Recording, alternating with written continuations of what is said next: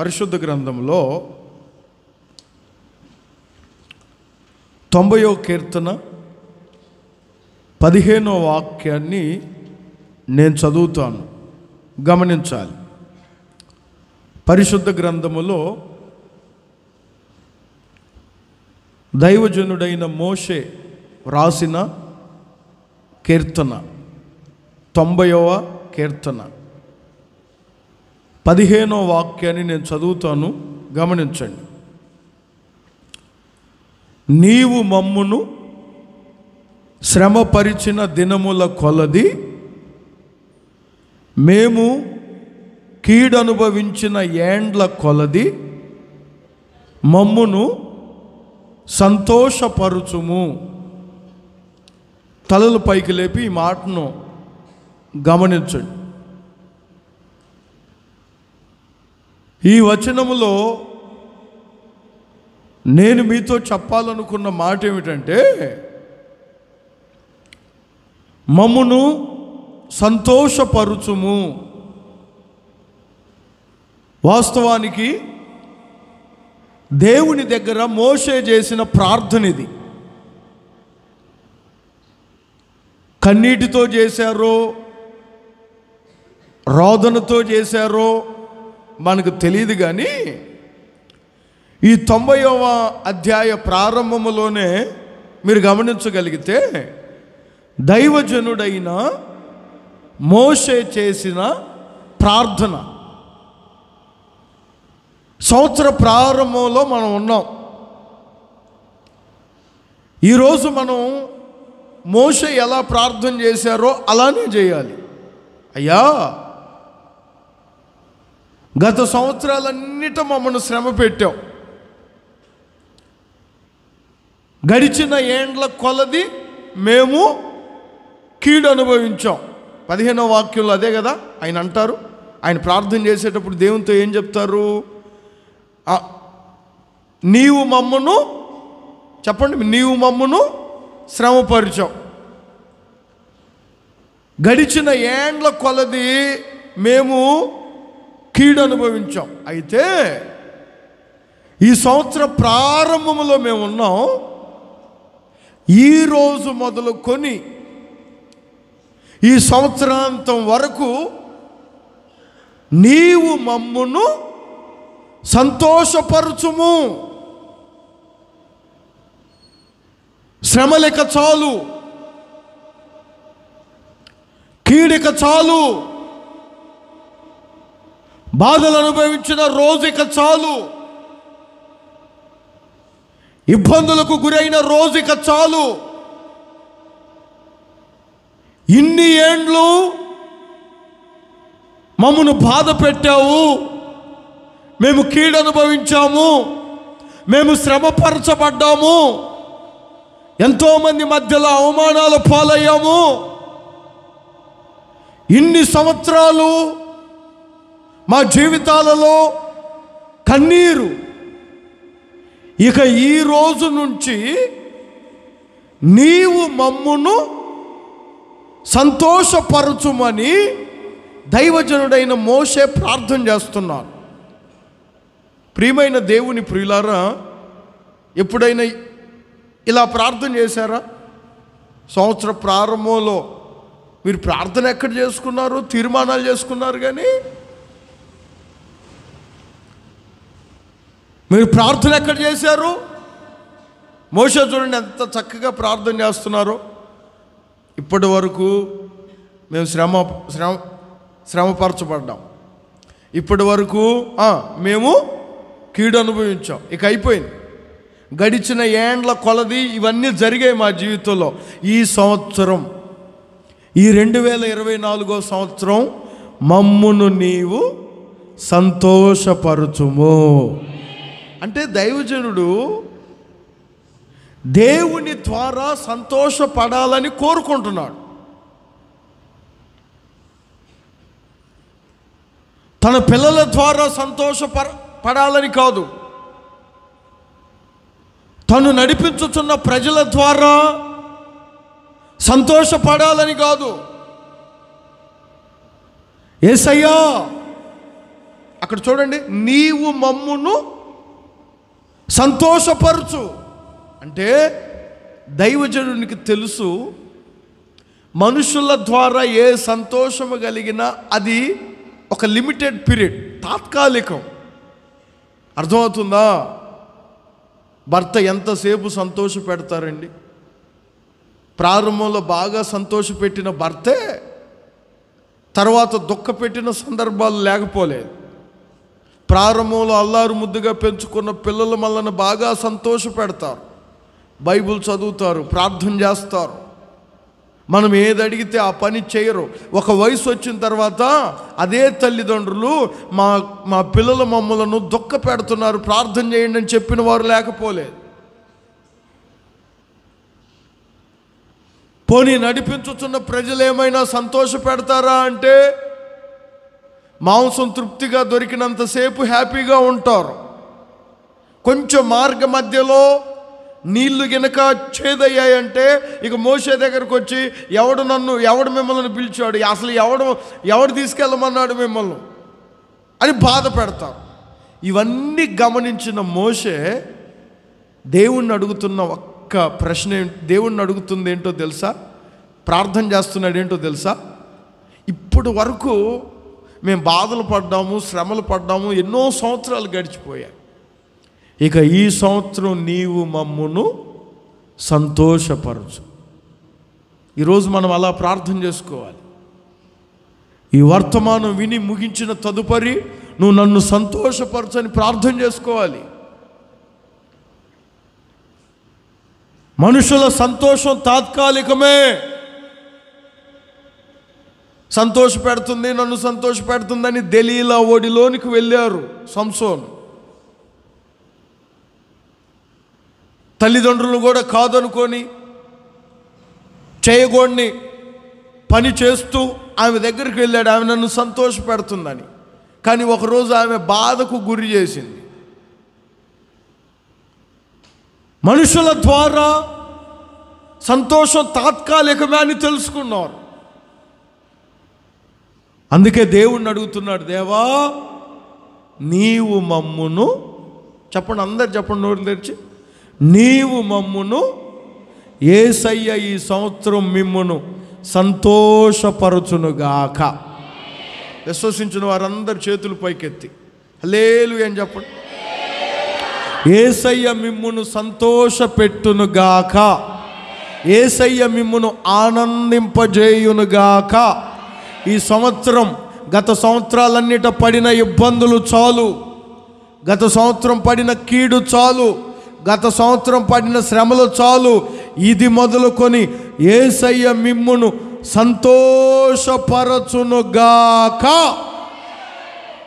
దేవుని ద్వారా సంతోషం కలిగింది అనుకోండి, దేవుడు మనలను సంతోష పెట్టాలని చూశాడు అనుకోండి, అది ఎలా ఉంటుందో తెలుసా?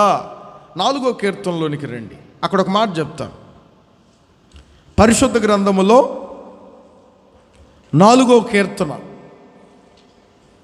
చూడండి అందరూ. 4వ కీర్తనలో నేను ఒక మాట చెప్తాను చూడండి. చాలామంది అక్కడ కొంచెం ఎగస్ట్రాలు మాట్లాడారు. అసలు మీ బ్రతుక్కి మేలు చూపించే వాళ్ళు ఉన్నారా?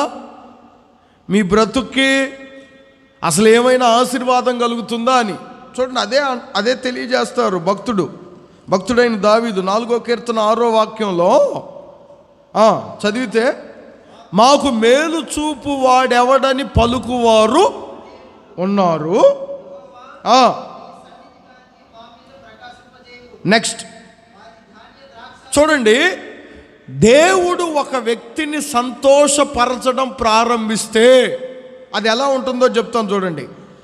వారి ధాన్య ద్రాక్ష రసములు విస్తరించిన నాటి సంతోషము కంటే అధికమైన సంతోషం నీవు నా హృదయములో పుట్టించితివి. ఎంత చక్కగా పోలుస్తున్నారో చూడండి భక్తుడు. నాకు చాలా సంతోషం అనిపించింది ఆ మాట. మీరు కూడా కొంచెం మనసు పెట్టి చూడండి, ఆ మాట చాలా బాగుంటుంది. అంటే దేవుడు ఒక వ్యక్తిని సంతోషింపజేస్తే, అర్థమవుతుందా? దేవుడు ఒక వ్యక్తిని ఆనందింపజేస్తే వాళ్ళ ఇంట్లో ధాన్యము, ద్రాక్షారసము విస్తారముగా ఉన్నా, అదే అంటారు చూడండి, ధాన్యము ద్రాక్షారసము విస్తరించిన నాటి సంతోషము కంటే అధికమైన సంతోషం. ధాన్యం తృప్తిగా ఉందనుకోండి, మామూలుగా మనం ఆనందపడతాం. ఎలా ఆనందపడతాం? నా ప్రాణమా తినుము, త్రాగుము, సుఖించుము కదా. ఇవి విస్తరిస్తే, కానీ దేవుడు నిన్ను సంతోషపరిస్తే వీటికన్నా అధికమైన సంతోషం నీ హృదయములో కలుగుతుంది. అట్టి సంతోషం ఈ సంవత్సరం మీరు చూడబోతున్నారు. అట్టి సంతోషం ఈ సంవత్సరం మీరు అనుభవించబోతున్నారు. ధాన్యము ద్రాక్షారసము విస్తరిస్తే సంతోషపడతావు. ఆ సంతోషం చేత నీకు నిద్ర పట్టదు. వాడికి ధాన్యము ద్రాక్షారసం వచ్చింది, నా ప్రాణమా తినుము త్రాగుము, అన్ని కొట్లు కట్టించాలి, నా వాటికన్నా గొప్పవి కట్టించాలి. ఈ లోపు ఏం జరిగింది? ఒకడొచ్చి ఈ రాత్రి నీ ప్రాణం అడిగితే ఈ ప్రాణాన్ని ఎవరికి ఇస్తావు? అప్పటి నుంచి వాడికి నెమ్మది లేదు. కానీ దేవుడిచ్చే అధిక సంతోషము ద్వారా 8వ వాక్యంలో భక్తుడు అంటారు చూడండి, యెహోవా నెమ్మదితో నేను పండుకొని నిద్రపోతాను, సురక్షితముగా నేను నివసిస్తాను. ఆమేన్ చెప్పండి. ఈ సంవత్సరం ఆయన మిమ్మును సంతోషపరచబోతున్నాడు. ఆ సంతోషంతో ఏమండి నువ్వు నెమ్మదిగా ఉండబోతున్నావు. ఆ సంతోషంతో నువ్వు సురక్షితముగా నివసింపబోతున్నావు. Praise the Lord. దేవుడిట్టి సంతోషముతో మిమ్మును నింపునుగాక. అర్థమైందా? అందుకే దైవజనుడైన మోషే గారు ప్రార్థన చేస్తే ఏమంటారంటే, గత కాలం అంతా మేము పడ్డ బాధలో కీడు చాలా సంవత్సరాలు గడిచిపోయాయి. దేవా, ఈ సంవత్సరం నీవు మమ్మును సంతోషపరచు. దేవుడు సంతోషపరిస్తే ఆ వ్యక్తి జీవితం ఎలా ఉంటుందో తెలుసా? నెమ్మదిగా సురక్షితముగా ఉంటుంది. ఆమేన్. ఎలా? ఒక 3 విషయాలు చెప్పి ముగిస్తాను. ఎలా మిమ్మును సంతోషపరచబోతున్నాడు? చాక్లెట్లు ఇచ్చా, లేకపోతే నచ్చిన బట్టలు ఇచ్చా, నువ్వు నెమ్మదిగా సుఖముగా సురక్షితంగా ఉంటావు. ఎలా? కొంతమందికి సంతోషం ఎప్పుడు కలుగుతుందంటే వాళ్ళు కోరుకున్నది ఏదైనా దక్కితే అబ్బో వాళ్ళ సంతోషానికి అవధులు ఉండవు. కొంతమందికి సంతోషం ఎప్పుడు కలుగుతుందంటే అబ్బాయి అంటే అబ్బాయే పుట్టాల, అమ్మాయి పుడితే ఏమైందో బాధే. అబ్బాయి పుడితే చాలా సంతోషం కదా. బైబిల్లో చదివితే చూడండి, 19వ కీర్తన, పరిశుద్ధ గ్రంథములో 19వ కీర్తన 8వ వాక్యం, ఆయన ఉపదేశములు నిర్దోషమైనవి, అవి మన హృదయాన్ని సంతోషపరచును. జాగ్రత్తగా వినండి, నేను చెప్పే మాట మీరు రాసుకోండి లేదా మీరు చదువుకోండి. ఆయన ఉపదేశముల ద్వారా నిన్ను సంతోషపరచబోతున్నాడు. ఆమేన్ అని చెప్పండి. ఏదో నచ్చిన బీరువా ఇచ్చో, నగలిచ్చో, పట్టు చీరలు ఇచ్చో, లేకపోతే నచ్చిన వస్త్రాలు ఇచ్చో కాదు. భక్తుడు యేసయ్యా నీ ఉపదేశములు నిర్దోషమైనవి. ఎప్పుడైతే నీ ఉపదేశము నా హృదయములోనికి ప్రవేశించిందో, నీ ఉపదేశము చేత నన్ను సంతోషపరచుచున్నావు. ఉపదేశము, లేఖనము, శాసనము, వాక్యము ఇవన్నీ ఒకటే, గుర్తుపెట్టుకోండి. ఉపదేశమన్నా, లేఖనమన్నా, శాసనమన్నా, బైబిల్లో ఈ మాటలు వచ్చినప్పుడు అంతా మీరేమనుకోవాలంటే అది వాక్యం. భక్తుని కోరిక ఏమిటంటే, నీ వాక్యము నాకు చాలు, నీ ఉపదేశము నాకు చాలు, నీ ధర్మశాస్త్రం నాకు చాలు, నీ శాసనం నాకు చాలు. ఎందుకు? అవి కపటము లేనివి. అదే కదా అంటారు. 19వ కీర్తన మరొకసారి చదవండి. అవి యెహోవా ఉపదేశములు నిర్దోషమైనవి, అపవిత్రమైనది కాదు. ఆయన వాక్యం పరిశుద్ధమైనది, నిర్దోషమైనది. ఒకరికి అన్యాయంగా చెప్పి ఒకరికి న్యాయంగా చెప్పేది నా మాట కాదు. వాక్యం నిర్దోషమైనది.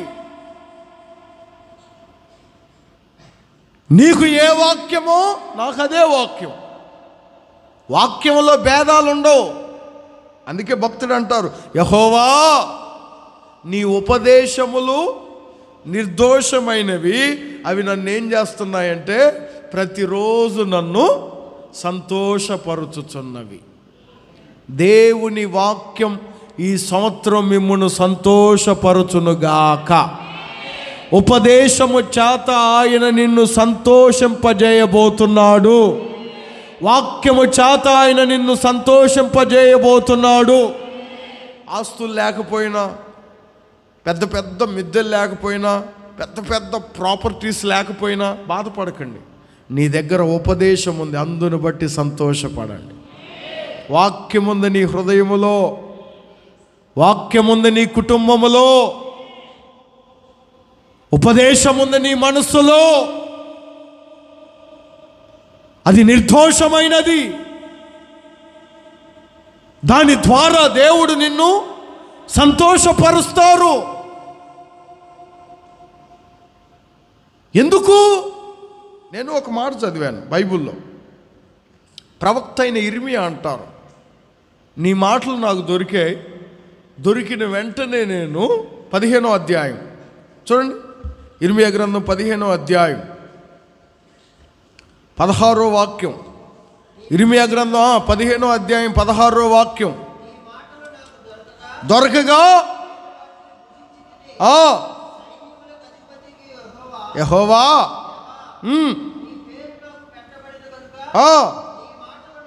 చూడండి, ఆ మాట చూడండి. నీ మాటలు నాకు సంతోషమును. ఇది కదా మరి ఈ రోజున ఎంతమంది ఉపదేశాన్ని వినడానికి ఇష్టపడుతున్నారు? దేవుని వాక్యాన్ని వినడానికి మీ మనస్సును చేర్చుకుంటున్నారు? వాక్యానుసారమైన జీవితాన్ని ఎంతమంది జీవించగలుగుతున్నారు? వాక్యానుసారంగా ఎంతమంది భక్తి చేస్తున్నారు? చూడండి, ప్రవక్త అంటారు, నీ మాటలు నాకు దొరకగా నేను వాటిని భుజించాను. ఎప్పుడైతే నీ మాటలు నా హృదయంలో చేర్చుకున్నానో, నీ మాటలు నాకు సంతోషమును, నా హృదయమునకు ఆనందమును కలుగజేసెను. ఈ సంవత్సరం ప్రారంభములో మీరు ఈ మాటలు వినుచున్నారు. ఆయన మిమ్మును సంతోషపరచబోతున్నాడు. ఎలా సంతోషపరచబోతున్నాడో తెలుసా? ఆయన ఉపదేశము చేత మీరు సంతోషపరచబడబోతున్నారు. దేవునికి స్తోత్రం కలుగునుగాక. ప్రారంభ దినాల్లో ఆది అపోస్తులు పరిచర్య ప్రారంభించిన దినాల్లో చాలా ఉపద్రవాలు వారికి కలిగాయి. దొంగల చేతికి చిక్కారు, మార్గ మధ్యలో దొంగలు దోచుకున్నారు, ఎన్నో ఇబ్బందులు ఎదుర్కొన్నారు, ఎన్నో శ్రమలు అనుభవించారు, ఎన్నో ఇబ్బందులు పడ్డారు. అటు ఆర్థికంగా చితికిపోయారు, శారీరకంగా బలహీనులైపోయారు. ఎవరు చేర్చుకోలేదు. కొన్ని గ్రామాలలో ఎన్ని ఉపద్రవాలు వచ్చినా వారు చాలా సంతోషంగా పరిశుద్ధాత్మ ఆనందముతో వారు పరిచర్య చేశారని బైబిల్లో రాయబడి ఉంది. వీరికి ఇంత ఆనందం ఎక్కడా? మరి ఒకవైపు వారు బాధలు అనుభవిస్తున్నారు, ఒకవైపు అనేకులు వారిని శ్రమ పెడుతున్నారు, ఒకవైపు వారిని అనేకులు సూటిపోటి మాటలు మాట్లాడుతున్నారు. ప్రార్థనా మందిరానికి వస్తూ సంఘంలో ఉన్నారు కనుక ఎన్నో అవమానాలు పొందుతున్నారు. వారి కులంలో అవమానాలు పొందుతున్నారు, వారి మతంలో అవమానాలు పొందుతున్నారు, కుటుంబంలో కూడా హేళనగా మాట్లాడుతున్నారు. ఇంత ఎలా? ఇన్ని శ్రమల మధ్యలో, ఇన్ని బాధల మధ్యలో, ఇంత అవమానకరమైన పరిస్థితుల మధ్యలో వీరు ఎంత ఆనందంగా ఎలా ఉండగలుగుతున్నారు? చూడండి, సంఘం ప్రారంభించినప్పటి నుంచి ఈ రోజు వరకు, సంఘం ప్రారంభించబడిన ఆది కాలములో ఉన్న శ్రమలో ఇప్పటికీ మనకు ఎదురుగాల. వారు ఎన్నో శ్రమలు అనుభవించారు, గొప్ప ఉపద్రవాలు. పౌలు గారు చెప్తారు చాలా విషయాలు, మిగిలిన వ్యక్తులు ఎవరు పెద్దగా చెప్పరు, కానీ పౌలు గారు చెప్తారు చాలా విషయాలు ఉంటాయి. కొరింథీ సంఘంలో, రోమా సంఘంలో నేను పలుమార్లు దెబ్బలు తిన్నాను, దొంగల చేతికి చిక్కాను, ఒకానొక సమయంలో నా వస్త్రాలు కూడా చించేశారు. ఇన్ని బాధలు అనుభవించిన పౌలు గారు ఒక మాట అంటారు. తెస్సలోనికీయులకు రాసిన మొదటి పత్రికలో ఒకరి గురించి చెప్తూ, తెస్సలోనికీయులకు రాసిన మొదటి పత్రిక మొదటి అధ్యాయం 6వ వాక్యం. తెస్సలోనికీయులకు రాసిన మొదటి పత్రిక మొదటి అధ్యాయం 6వ వాక్యం చూడండి. ఆనందముతో గొప్ప ఉపద్రవమందు ఇంతగా మీరు ఎందుకు స్థిరపరచబడ్డారో తెలుసా సంగమా? గొప్ప ఉపద్రవములందు మీరు సంతోషించడానికి కారణం, మీరు వాక్యమును అంగీకరించి ప్రభువును పోలి నడుచుకున్నవారైతిరి. వాక్యమును పోలి మీరు నడుచుకున్నారు, ఉపదేశాన్ని నీ హృదయములో చేర్చుకున్నారు, వాక్యానుసారమైన జీవితాన్ని జీవించారు, వాక్యానుసారమైన భక్తి చేశారు. ఇదిగో ఈ సంవత్సరం ఈ తీర్మానం చేసుకోండి, ఉపదేశాన్ని నీ హృదయంలో చేర్చుకోండి, ఉపదేశాన్ని నీ మనసులో చేర్చుకోండి. ఎన్ని ఉపద్రవాలు మీ చుట్టూ ఎదురైనా, యోనాను ఆ చాప ఎలా బయటపడేసిందో నా దేవుడు ఈ సంవత్సరం మిమ్మల్ని అలా బయటపడేయబోతున్నాడు. ఉపద్రవాలన్నిటి నుంచి దేవుడు తప్పించబోతున్నాడు, శ్రమలన్నిటి నుంచి దేవుడు తప్పించబోతున్నాడు, ఇబ్బందులన్నిటి నుంచి దేవుడు తప్పించబోతున్నాడు. రాబోతున్న కీడునన్నిటి నుంచి తప్పించి మిమ్మలను సంతోష పెట్టబోతున్నాడు. ఒకరోజు మీరు చెప్పబోతున్నారు ఈ సంవత్సరంలో, ఒకరోజు మీరు చెప్పబోతున్నారు ఈ సంవత్సరంలో, ఏమ్మా మీరు చాలా పాస్టర్ గారు మేము చాలా సంతోషంగా ఉన్నాం, ఎందుకో తెలుసా? మేమేదో పొలం కొనుక్కోలేదు, మేమేదో ఆస్తి కొనుక్కోలేదు, మేమేదో పెద్ద ఇల్లు కొనుక్కోలేదు, మాకేదో బంగారం ఉండేది బ్యాంకులోంచి విడిపించలేదు, కానీ వాక్యం అనే ఉపదేశాన్ని నా హృదయంలో చేర్చుకున్నాను, అందుకు దేవుడు నన్ను సంతోషపెట్టారు. ఆయన చెప్పండి, ఉపదేశము ద్వారా మిమ్మను సంతోష పెట్టబోతున్నాను. సామెతల గ్రంథం 6వ అధ్యాయం 23వ వాక్యములో బాగా తెలిసిన మాటే, ఆజ్ఞ దీపముగాను ఉపదేశము వెలుగుగా. ఎంత చక్కని మాట అది. ఉపదేశము నీకు వెలుగుగా. ఈ సంవత్సరం ఉపదేశము నీకు వెలుగుగా ఉండి నీ జీవితంలో ఎదురైన ప్రతి చీకటిని, ప్రతి గాఢాంధకారమును, ప్రతి అంధకార సంబంధమైన అనుభవాలను తొలగించి వెలుగులో నిన్ను నడిపించబోతుంది. ఆమేన్. హల్లెలూయా. కొంచెం గట్టిగా చెప్పండి. హల్లెలూయా. అందుకే దైవజనుడైన మోషే ప్రార్థన చేస్తున్నాడు, ఇంక శ్రమలు చాలు ప్రభువా, గడిచిన ఏండ్లు కొలది మాకున్న బాధలు చాలు, ఈ సంవత్సరం మీరు మమ్మను సంతోషపరచ.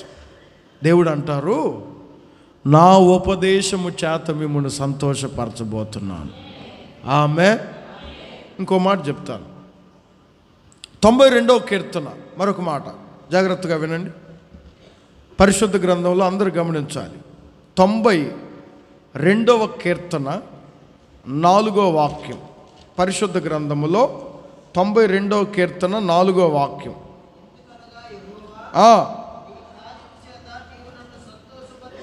చూడండి, ఈ మాట చూడండి. నీ కార్యము చేత నీవు మమ్మును సంతోషపరుచుచున్నావు. మీరు ఈ సంవత్సరం చేయవలసిన ప్రార్థన ఏమిటంటే, నీ కార్యముల చేత నీవు మమ్మును సంతోషపరచుము. దేవా, నీ కార్యాలు నా కుటుంబంలో ఈ సంవత్సరం జరగాలి. ఆమేన్ అనండి. కొంచెం గట్టిగా అనొచ్చు కదా. యేసయ్యా, నీ కార్యములు ఈ సంవత్సరం నా కుటుంబంలో జరగాలి, నీ కార్యములు నా సంఘములో జరగాలి, నీ కార్యములు నా పిల్లల పట్ల జరగాలి, నీ కార్యములు నా భర్త పట్ల జరగాలి, నీ కార్యములు నా భార్య పట్ల జరగాలి. అర్థమవుతుందా? అలా ప్రార్థన చేయాలి. మోషే చేశాడు కదా, నీవు మమ్మను సంతోషపరచని. మీరు కూడా ప్రార్థన చేయాలి. ఏమని? నీ కార్యముల చేత నీవు మమ్మను సంతోషపరచు. మనుషుల ద్వారా ఏదైనా కార్యం జరిగిందనుకోండి, అక్కడ ఏదో ఒక ఇబ్బంది ఎదురవుతుంది. మనుషుల ద్వారా ఏ కార్యం జరిగినా అది అంత తృప్తిగా మనకు అనిపించదు. దేవుడు నీ పట్ల ఒక కార్యం చేస్తే అది నీ జీవితంలో తరతరాలు నిలిచిపోయేదై ఉంటుంది. అందుకనే భక్తుడు కోరుకుంటున్నాడు, నీ కార్యము చేత నీవు నన్ను. ఈ సంవత్సరం దేవుని కార్యాలు మీ కుటుంబంలో చూడబోతున్నారు. ఈ సంవత్సరం దేవుని కార్యాలు మీ పిల్లల పట్ల అనుభవించబోతున్నారు. దేవుని కార్యాలు సంఘం పట్ల జరగబోతున్నాయి. గొప్ప కార్యములు ఆయన చేయబోతున్నారు. ఆమేన్. నేను చెప్పాలంటే ఆయన కార్యముల గురించి చాలా ఉన్నాయి. ఎన్నో కార్యాలు ఎంతోమంది పట్ల చేశారు. 4 సువార్తల్లో మీరు గమనించండి, ఎంతోమంది పట్ల దేవుడు కార్యాలు చేశారు. ఆయన కార్యాలను చూసే వేల మంది గుంపులు గుంపులుగా తరలి వచ్చారు. ఈ సంవత్సరం మీ జీవితంలో అట్టి గొప్ప కార్యాలు దేవుడు జరిగించబోతున్నాడు. ఆయన చేసే కార్యాలు ఎలా ఉంటాయో ఒక్క మాట చెప్తాను, మీరు బాగా విశ్వసించాలి. ఈ సంవత్సరం దేవుడు చేసే కార్యాలు ఎలా ఉంటాయో ఒక్క మాట చెప్తాను చూడండి. 70 మంది వెళ్ళారు. ద్వితీయోపదేశ కాండం 10వ అధ్యాయం 21వ వాక్యంలో ఉంటుంది చూడండి. ఇప్పుడు చెప్తాను, మీకు అర్థమవుతుంది బాగా. ద్వితీయోపదేశ కాండం 10వ అధ్యాయం 22వ వాక్యం. నీ పితరులు ఎంతమంది వెళ్ళారు? మొదట అందరు తల్లపైకి లేపి చెప్పాలి. ఐగుప్తు దేశానికి ఎంతమంది వెళ్ళారు? బానిసత్వంగా 70 మంది వెళ్ళారు. నేను బైబిల్లో చదువుతుంటే ఎంతమంది యెరూషలేముకు తిరిగి వచ్చారో తెలుసా? 70 మంది ఐగుప్తు దేశంలో అడుగు పెడితే, చూడండి 22వ వాక్యం, ఇప్పుడు నీ దేవుడైన యెహోవా ఆకాశ నక్షత్రముల వలె ఇంచుమించు, ఇంత లెక్కని ఎవరికి సరిగ్గా తెలియదు కానీ పరిశుద్ధులు చాలామంది ప్రవక్తలు ఏమంటారంటే 40 లక్షల మంది. ఎంతమంది అడుగు పెట్టారు ఐగుప్తు దేశంలో? మొదట చెప్పాలి, అందరు చెప్పాలి. తిరిగి వచ్చేటప్పుడు ఎంతమంది వచ్చారు? 40 లక్షల మంది వచ్చారా? జంతువుల, వాళ్ళ వస్తువుల, వాళ్ళ వెహికల్స్, వాళ్ళ పశువులు అడుగుపెట్టింది 70 మంది. వాస్తవానికి ఆ దేశంలో ఉన్న రాజు ఆ 70 మందిని చంపేయవచ్చు. 70 మంది అడుగు పెడితే ఒక విస్తారమైన గుంపు వచ్చారు. దైవజనుడైన మోషే అంటారు, ఈ ద్వితీయోపదేశకాండం రాసింది కూడా మోషేనే. ఆయన అంటారు చూడండి 21వ వాక్యంలో మంచి మాట చెప్తారు ఆయన. ఆయనే కీర్తనీయుడు, ఏ గొప్ప కార్యం, ఆ గొప్ప కార్యం చేశాడంటే ఏ గొప్ప కార్యం అంటే 70 మంది ఐగుప్తుకు వెళ్తే తిరిగి వచ్చేటప్పుడు ఆకాశ నక్షత్రముల వలె విస్తరింపజేశారు. ఈ సంవత్సరం మీ జీవితంలో కూడా ఇంత భీకరమైన గొప్ప కార్యాన్ని దేవుడు చేయబోతున్నారు. ఆమేన్. వ్యాపారాన్ని కొద్దిగా ప్రారంభించావేమో, విస్తరించబోతుంది. ఉద్యోగాన్ని తక్కువ పోస్టులో ప్రారంభించావేమో, దేవుడు విస్తరింప చేయబోతున్నాడు. అర్థమవుతుందా? విశ్వసించండి. భీకరమైన గొప్ప కార్యం ఈ 2024వ సంవత్సరంలో నీ పట్ల దేవుడు జరిగించునుగాక. ఆమేన్. విస్తరణ, ఆయన కార్యములు విస్తరించబోతుంది. ఇవన్నీ చూడండి, వాడు వీడు చచ్చిన తర్వాత కాదు. మీరు ఆ మాట చదవండి. నీవు కన్నులారా చూచుచుండగానే, గుర్తుపెట్టుకోండి, నువ్వు చచ్చినప్పుడో ఇంకొకటి పోయినప్పుడో కాదు. ఈ సంవత్సరం నీవు కన్నులారా చూచుచుండగానే భీకరమైన గొప్ప కార్యాలు దేవుని పట్ల చూడబోతున్నావు. అందుకే ఆయన అంటారు, మోషే గారు అంటారు, దేవా నీ కార్యముల చేత నీవు మమ్మును సంతోషపరచు. నీ కార్యములు చాలా భీకరంగా ఉంటాయి. 126వ కీర్తనలో చూడండి, 126వ కీర్తన 2వ చరణం నుంచి మీరు గమనించగలిగితే ఆయన తమ పితరుల ఎడల చేసిన కార్యముల గురించి వారు చెప్తారు. చూడండి, ఉన్నాము, ఉండెను. ఇదిగో చూడండి, యెహోవా వీరి కొరకు గొప్ప కార్యములు చేసెనని అన్యజనులు చెప్పుకొనిరి. యెహోవా మన కొరకు గొప్ప కార్యములు చేసి ఉన్నాడు, మనము సంతోషభరితులమైతిమి. ఆమేన్. విశ్వసించిన వారందరూ మీ చేతులు పైకెత్తి ఒక్కసారి గట్టిగా హల్లెలూయా అని చెప్పండి. ఆయన కార్యముల ద్వారా మిమ్మల్ని సంతోషపరచబోతున్నాడు. ఆయన కార్యములు ఎలా ఉంటాయో తెలుసా? భీకరంగా ఉంటాయి, మామూలుగా కాదు.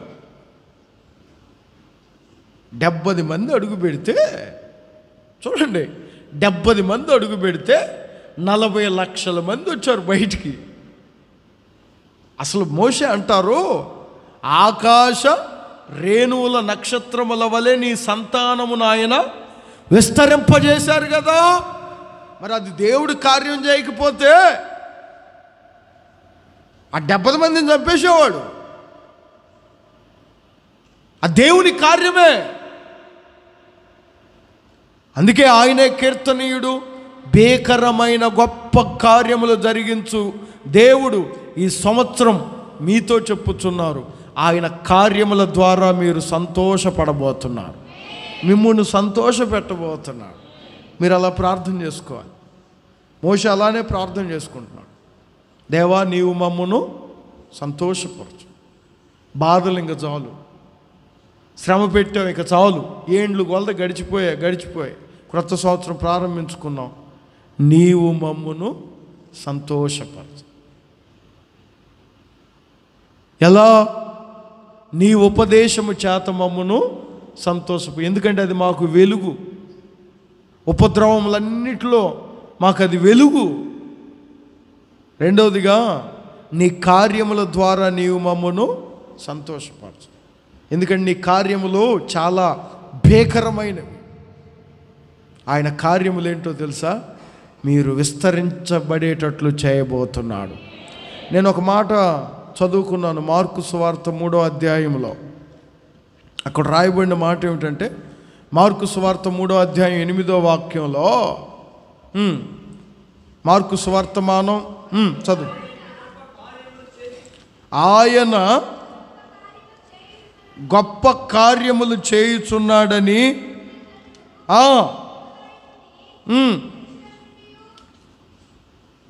ఆ పట్టణం నుండి ఈ పట్టణం నుండి గుంపులు గుంపులుగా ఆయన యొద్దకు వచ్చిరి. ఎందుకు చెప్పానో తెలుసా ఈ మాట?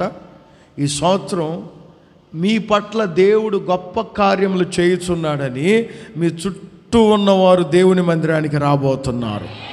ఆమేన్ చెప్పండి. ఈ మాట దేవుడు మీ జీవితంలో నెరవేర్చునుగాక. ఇంకొక మాట చెప్తాను. ఇప్పటికి ఎన్ని విషయాలు చెప్పాను? మనలను ఎలా దేవుడు సంతోషపరుస్తారు చెప్పండి? నీ ఉపదేశము ద్వారా. రెండవదిగా, నీ కార్యముల ద్వారా.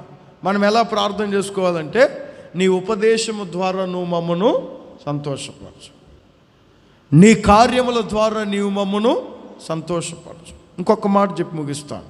దినవృత్తాంతముల 2వ గ్రంథం 20వ అధ్యాయం. పరిశుద్ధ గ్రంథములో దినవృత్తాంతముల 2వ గ్రంథం 20వ అధ్యాయం 27వ వాక్యం చదివినప్పుడు, యెహోవా వారి శత్రువుల మీద వారికి జయం అనుగ్రహించి వారిని సంతోషపరచెను. మీరేమని ప్రార్థన చేయాలి? మా శత్రువుల మీద జయమిచ్చి మమ్మును సంతోషపరచుము. యెహోషాపాతు కాలములో సిరియనుల మీద గొప్ప యుద్ధం ఒకటి చేయవలసి వచ్చింది. అప్పటికి ప్రార్థన చేస్తున్నారు రాజు, నీవే మాకు దిక్కు, ఇక మాకు వేరే దిక్కు లేదు, నీవే మాకు దిక్కు. 20వ అధ్యాయం అంతా ఈ చరిత్ర ఉంటుంది, మీరు తర్వాత చదువుకోండి. వారు చేసిన ప్రయత్నాలు, వారు ప్రార్థన చేశారు, వారు పాటలు పాడారు, వారు దేవుణ్ణి స్తుతించారు, ఇక మొత్తం చాలా చేశారులేండి. వారు చేసిన దానికి అన్నిటికీ రాయబడిన మాట ఏమిటంటే, యెహోవా వారి శత్రువుల మీద వారికి జయమిచ్చి వారిని సంతోషపరచెను. గమనించాలి ఈ మాట. ఈ సంవత్సరంలో నీ శత్రువు ఎవరో వారి మీద నీకు జయమిచ్చి దేవుడు నిన్ను సంతోషపరచబోతున్నారు. ఆమేన్. మీరు గమనించవలసిన మాట ఏమిటంటే, శత్రువు అంటే నీ పొరుగున్నాడో నీ ఎదిరింటోడో వాడు వీడో కాదు. బైబిల్ చెప్తున్న ప్రకారం మనందరికి ఒక శత్రువు ఉన్నాడు, మీ విరోధి అయిన అపవాది. జాగ్రత్తగా వినాలి. పెద్ద శత్రువు మనకు. మన చుట్టూ ఉన్న శత్రువులు ఏముందండి? మనం వెళ్ళి ప్రేమగా మాట్లాడి, లేకపోతే వారి ఇంటికి భోజనానికి పిలిచి ఏదో చేస్తే మొత్తం కూల్ అయిపోతారు. కానీ దేవుని బిడ్డలకు ఒక శత్రువు ఉన్నారు.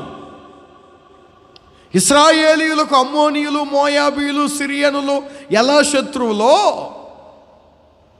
సంఘానికి ఒక శత్రువు ఉన్నాడు. క్రీస్తు రక్తము చేత కడగబడిన వ్యక్తికి ఒక శత్రువు ఉన్నాడు. ఎవరో? పేతురు గారు అంటారు. పేతురు రాసిన మొదటి పత్రిక 5వ అధ్యాయం 8వ వాక్యంలో, పేతురు రాసిన మొదటి పత్రిక 5వ అధ్యాయం 8వ వాక్యంలో, మీ విరోధి అయిన, చదవండి. విరోధి అంటే ఎవరు? శత్రువు. శత్రువును మరొక మాటలో చెప్పాలంటే విరోధులు అంటారు. ఇప్పుడు చూడండి, సంఘానికి విరోధి ఎవరు? అపవాది. ఇక్కడ అదే కదా, మీ విరోధి అయిన అపవాది. వాడే మనకు పెద్ద శత్రువు. నువ్వు మోకరిస్తే నిద్రాత్మను తెచ్చే శత్రువు వాడే. నువ్వు దేవుని మందిరంలో స్తుతిస్తుంటే ఏదో ఒక ఫోన్ కాల్ పెట్టి నిన్ను డిస్టర్బ్ చేసే శత్రువు వాడే.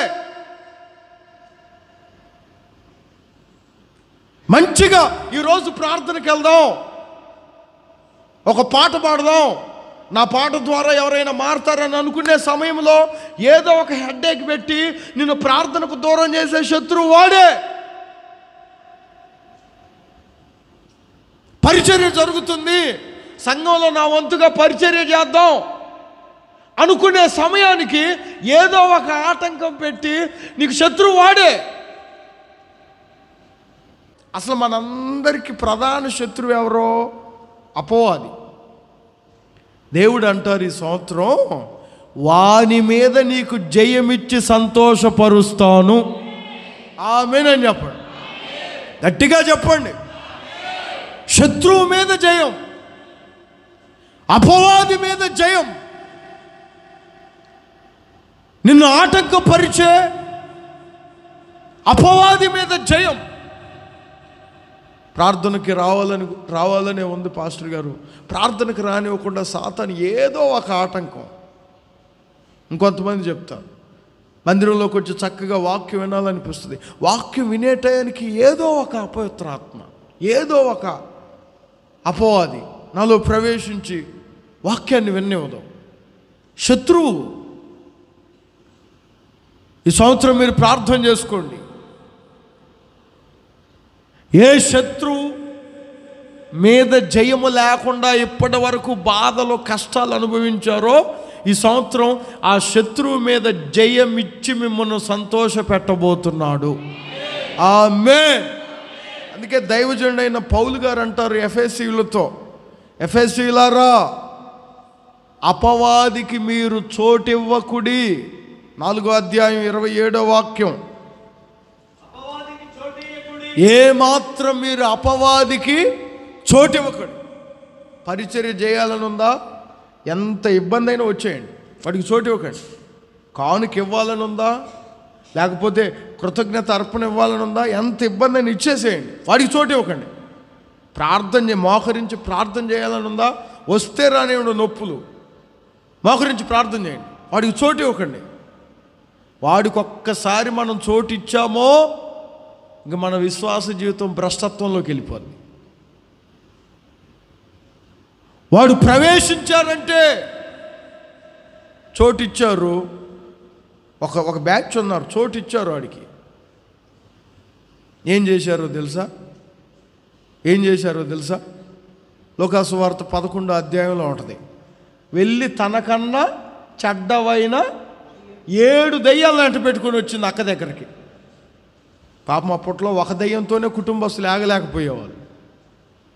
లోకాసు వార్త 11వ అధ్యాయం 26వ వాక్యం. ఈ మనసు మార్చుకొని, గమనించండి, ఈ మనసు మార్చుకొని రక్షణ పొందని వారి హృదయాల్లో ఇవే ఉంటాయి, దురాత్మలే ఉంటాయి. వెళ్ళి తనకన్నా చెడ్డవైన 7 దెయ్యములను వెంట పెట్టుకొని వాడికి చోటిస్తే అదే జరుగుతుంది.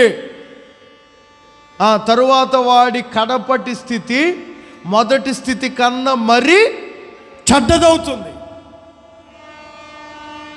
బహుజాగ్రత్తగా ఈ సంవత్సరం మీరు ఏ మాత్రం అపవాదికి చోటు ఇవ్వకుండా మీ విశ్వాస జీవితం నడిపించబడును గాక. ఆమేన్ అని చెప్పండి. చోటు ఇచ్చారా?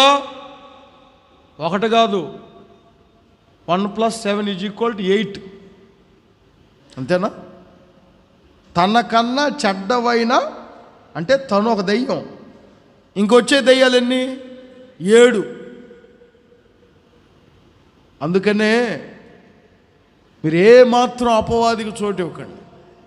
వాడికి చోటు ఇచ్చారా మీ కడపటి స్థితి మరీ చెడ్డదైపోతుంది, మరీ దారుణమైపోతుంది. ఈ సంవత్సరం మీరు దైవజనుడైన మోషేలాగా ప్రార్థన చేసుకోవాలి. ఏ మాత్రం అపవాదికి మేము చోటు ఇవ్వకూడదు, వానికి అవకాశం ఇవ్వకూడదు. నా కుటుంబంలో ఏ అపవాది ప్రవేశించకూడదు. వస్తే నా కుటుంబంలో సేవకుడు అడుగు పెట్టాలి, లేకపోతే నేను నా ప్రార్థన చేసుకోవాలి, అంతే. ఇంక వేరే అపవాదులు ఏవి రాకూడదు.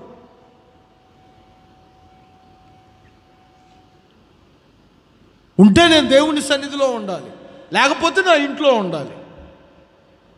అర్థమవుతుందా? అపవాదికి ఏమాత్రం చోటు ఇవ్వకూడదు. మీరు ఇచ్చారా మీ స్థితి మరి చెడ్డదైపోతుంది. అందుకే మోషే ప్రార్థన చేస్తున్నాడు, శత్రువు ఎడల శత్రువు మీద జయము పొంది మమ్మల్ని సంతోషపరచయ్యా. గత సంవత్సరాలన్నిట మా శత్రువుని మేము జయించలేకపోతున్నాం, మాకు బలం సరిపోవట్లేదు. ఈ సంవత్సరం మా శత్రువు మీద మాకు జయం కావాలి. ఆమేన్. చెప్పండి. మోషే ఏమంటారు? నీవు మమ్మును సంతోషపరచు. దేవుడు మనలను ఎలా సంతోషపరచాలనుకుంటున్నారంటే ఆయన ఉపదేశము ద్వారా మిమ్మును సంతోషపెట్టబోతుంది. రెండవదిగా ఆయన కార్యముల ద్వారా మిమ్మును సంతోషపెట్టబోతున్నాడు. మరొకటి చెప్పాను, శత్రువు మీద జయమిచ్చి మిమ్మును సంతోషపెట్టబోతుంది.